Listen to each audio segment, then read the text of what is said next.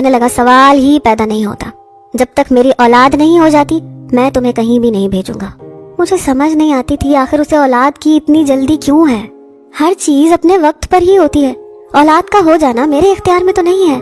8 دن میں میرا یہ حال ہو چکا تھا کہ میں چل پھر بھی نہیں پا رہی تھی۔ پین کلر کھا کھا کر اب تو میرا معدہ بھی ڈسٹرب ہو چکا تھا۔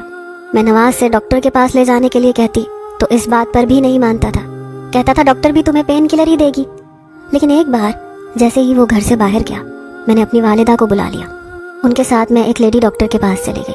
میں نے اس سے کمر درد کی شکایت کا کہا، میرا ہاتھ ابھی بھی اپنی کمر پر تھا، میں 8 دن سے مسلسل یہ تکلیف برداشت کر رہی تھی۔ میری ڈاکٹر نے جب میرا معائنہ کیا تو اپنے کانوں کو ہاتھ لگانے لگی۔ جو بات مجھے ڈاکٹر نے بتائی وہ سن کر تو میں سانس لینا بھول گئی۔ میں نے نفی میں سر ہلایا، میں نے کہا ایسا نہیں ہو سکتا، آپ کو کوئی غلط فہمی ہوئی ہے۔ وہ کہنے لگی میرے پاس ایسے بہت سے کیسز آتے ہیں، اس لیے میں جانتی ہوں کہ تمہارے ساتھ کیا ہوا ہے۔ پھر وہ مجھ سے پوچھنے لگی کہ کیا تم اس وقت ہوش میں ہوتی ہو جب تمہارا شوہر تمہارے قریب آتا ہے؟ میں نے نفی میں سر ہلا دیا، کیونکہ نواز تو روز مجھے جلد حاملہ ہو جانے کی دوائی دیتا تھا جس کو کھاتے ہی میں غنودگی میں چلی جاتی تھی۔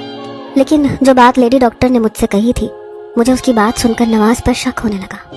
وہ کہنے لگی کہ اگر تمہارے شوہر کو تم سے محبت ہے تو وہ تمہیں نیند کی دوا دے کر کیوں رشتہ قائم کرتا ہے، اس کی کیا وجہ ہے؟ اس طرح کے سوالات سن کر مجھے نواز پر شک سا ہونے لگا، لیکن یہ میں کیسے جان سکتی تھی کہ کیا سچ ہے، کیونکہ میں اسے پہلے بھی کئی بار وہ میڈیسن کھانے سے انکار کر چکی تھی، لیکن وہ میری ایک نہیں سنتا تھا۔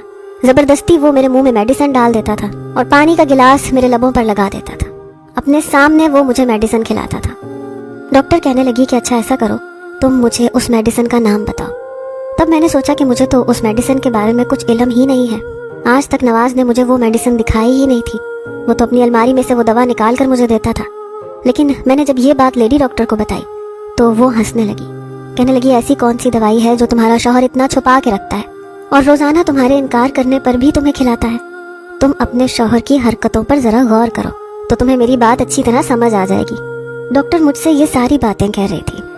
میں اس وقت اکیلی اس لیڈی ڈاکٹر کے کمرے میں تھی، میری والدہ کمرے سے باہر بیٹھی تھی، اس لیے ہر بات سے انجان تھی۔ میں غائب دماغی سے اپنے گھر پہنچی۔ میری والدہ مجھ سے کہنے لگی کہ تم اپنا